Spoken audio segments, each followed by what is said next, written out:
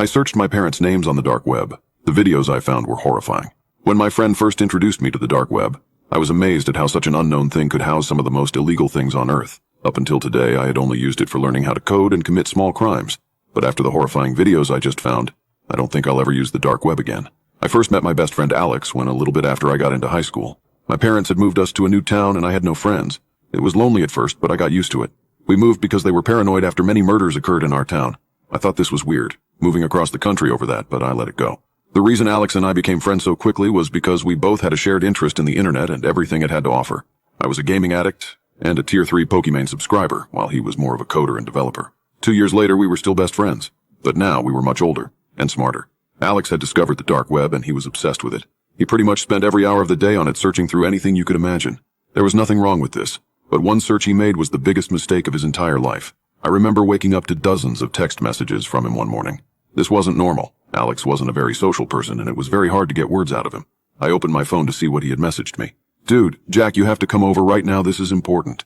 Jack, please wake up. This is urgent. Where are you?" These were only some of the messages, but the rest were very similar, with them all being urgent, and that I needed to go to his house immediately. My parents were both at work still, so I went over to Alex's house. When I arrived, there were 4 cop cars parked in front of his house, and there were dozens of people and news vans standing out front. I made my way through the crowd, and Alex's mother told the police to let me inside. I could see tears rolling down her cheeks as she opened the door. "What's going on, Mrs. Gonzalez?" I asked. "Alex missing," she said as she started crying. My heart sank. How could this happen? He had just texted me earlier that morning. That was when it hit me. What if he was trying to warn me? What if his text messages were related to his disappearance? Still in shock, I walked up to one of the detectives in the kitchen. "Is Alex going to be okay?" I asked. "Of course he is. He's going to be just fine. We're going to find him very soon." One of the detectives responded. Something about that response was off. It was like I knew he was wrong. Deep down, I had this slight feeling that I wasn't going to see him ever again. I remembered the text messages, however, and pulled out my phone to show it to the detective. "He texted me this morning. What if this has something to do with him going missing?" I said swiftly. As he began reading them, his expression quickly changed. It was like it got worse. He told me they needed to keep my phone for now to investigate the text messages and said they would give it back to me later. I stayed around the house for a while, not just because I missed Alex, but because I wanted to comfort his parents. They cared about me a lot, and it hurt to see them like that. His mother couldn't stop crying. Eventually, however, I went into Alex's room to see if I could find anything that might give a clue about why he went missing. I searched through everything, but I found nothing. But then I noticed something. Alex's computer was on, but his monitor was turned off. I looked for the button to turn it on and hit it. As the screen lit up, my heart sank. He was on the dark web. Obviously, this was normal. For some reason, he had dozens of different tabs opened. I knew this part wasn't normal, so I closed the door and locked it and began going through them. At first, it was all pretty usual for him, but then things started to get weird.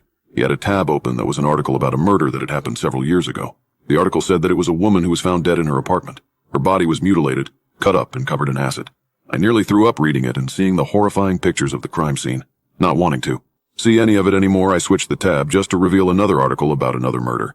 Confused, I quickly went through the rest of the tabs he had open, and they were all the same thing. They all were about some type of murder or crime. The one that stuck out the most to me, however, was one about a murder that had happened 2 years ago. At first, it seemed pretty normal, but as I read further, I realized what it was. It was about the murder of our neighbor that prompted us to move away. Confusion quickly swept over me. How did Alex know about this? I never told him about it because to me it wasn't that important. I figured it must have just been a strange coincidence, but then I saw the last search he had made on his computer. It was my last name. Horrified and confused, I quickly stumbled out of his room and back to the living room. "Is everything all right?" Alex's mother said, sniffing away her tears. "Yeah, I just need to go home for dinner," I responded. On the way home, so many questions and thoughts filled my mind. Why was he searching up my last name? Did he think that I had something to do with this? That must have been why he was texting me so frantically that morning. If only I could just explain to him that I didn't do anything wrong, but I couldn't. He was still missing, and I had to find out why. When I got home, I raced to my room and slammed the bedroom door shut and got on my computer. I loaded up my Tor browser and turned my VPN on. I knew what I had to do. I began typing in the letters of my last name, becoming more nervous after every letter. When I finally hit enter, nothing happened. It was just a blank screen. Confused, I refreshed the page. Once again, there was nothing. But why did Alex search this if there was nothing, I thought to myself. There must be something out there. I was getting ready to close the tab, thinking I had ran into a dead end when suddenly the page started to load. It took several minutes, but finally it loaded to reveal hundreds of videos. Immediately, I knew what they were. They were murders. But why did they show up when you searched my last name? I considered just stopping right there and turning back, knowing the horrifying things I would see if I continued on, but I couldn't. I knew this had to be why Alex went missing, so I clicked on the first video. As it started playing, I saw what looked like a woman strapped to a chair in some sort of basement or something. I quickly recognized who it was. It was our neighbor from 2 years ago. I could tell because she had the same heart-shaped tattoo on her neck. She sat there for a minute, struggling, panicking, and screaming for someone to help. However, suddenly 2 figures walked into frame. At first, I couldn't tell who they were, but as they turned around to face the camera, my heart sank. It was my parents. My father was holding a knife, while my mother was holding a small scalpel.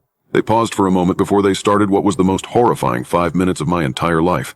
I watched as they cut her into pieces, and listened as she begged for mercy, screaming the whole time.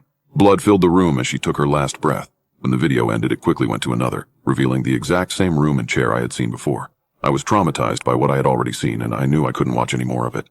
My parents were murderers, and I now knew the real reason we moved away 2 years ago. I knew there was something off about that, but I just never could have imagined that this was the horrifying secret that they had been hiding from me. This whole time I thought Alex was trying to accuse me of being responsible for these murders, but I was so wrong. He was trying to warn me. I scanned through more of the videos, each in the exact same room. I was just about finished, ready to go to the police so that I could tell them about what I had just seen when I noticed something. There was a new video uploaded today on the website. I quickly clicked on it and pressed play to reveal what looked like a man this time, strapped to the chair. He had a sack over his face and I couldn't tell who it was. Once again, however, I saw my parents walk into the frame. My father walked up to the man and pulled the sack off his head. At first I couldn't tell who it was, but then I realized who I was looking at. It was Alex.